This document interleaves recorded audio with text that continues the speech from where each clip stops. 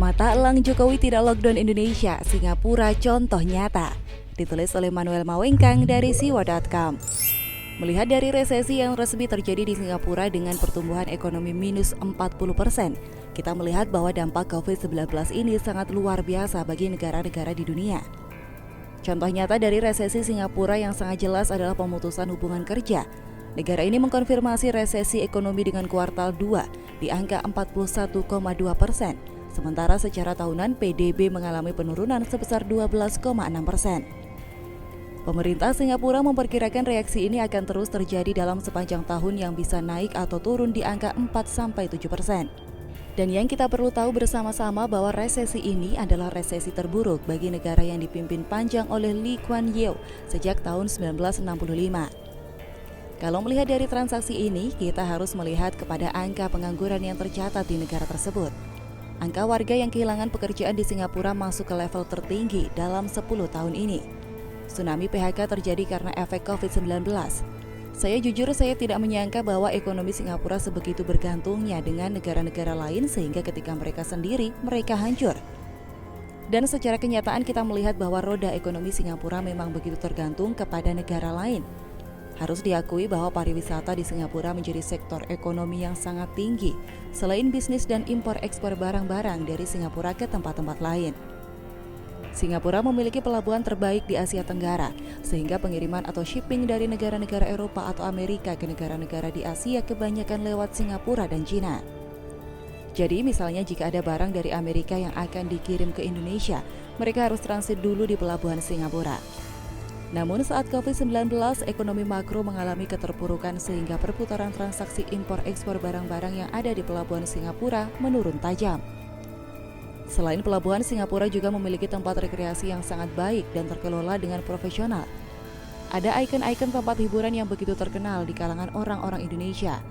Di sana ada Marina Bay Sands, ada Singapore Zoo, ada Science Center, ada hotspot yang lain-lain seperti Bugis Junction tempat berbelanja, ataupun plaza-plaza yang kalau kita datang ke sana pasti kita bertemu orang-orang Indonesia. Juga adalah Sentosa Island yang merupakan pulau yang paling banyak dikunjungi oleh bahkan wisatawan asing maupun lokal. Dampak global pandemi COVID-19 ini memang paling menghajar telak sektor pariwisata.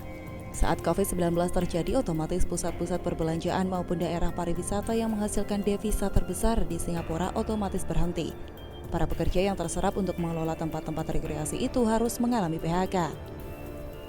Dan pemerintah Singapura masih memiliki cadangan uang untuk menghidupi orang-orang tersebut yang kehilangan pekerjaan dengan gaji yang cukup. Meskipun di PHK, mereka tetap saja mendapatkan uang atau gaji yang bisa digunakan untuk tetap hidup dan memenuhi kebutuhan mereka sehari-hari.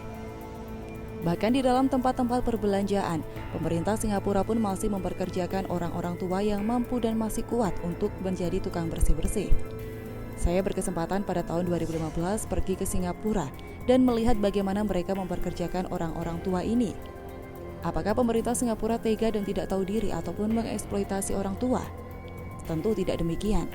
Mereka memang memiliki sebuah organisasi untuk memperkerjakan orang-orang tua yang daripada bosan di rumah mereka bisa beraktivitas dan mendapatkan uang. Hal ini pun juga dihajar oleh COVID-19, sehingga para pekerja yang sudah tua dan cepat bosan itu tidak dapat pekerjaan.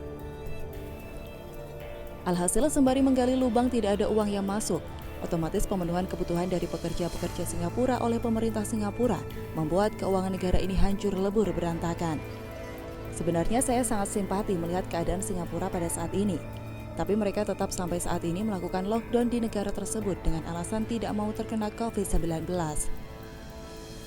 Secara angka pun Singapura menghasilkan prestasi yang sangat mencengangkan. Dari sekitar 40.000 sampai 50.000 orang yang terkena COVID di Singapura, yang meninggal hanya puluhan.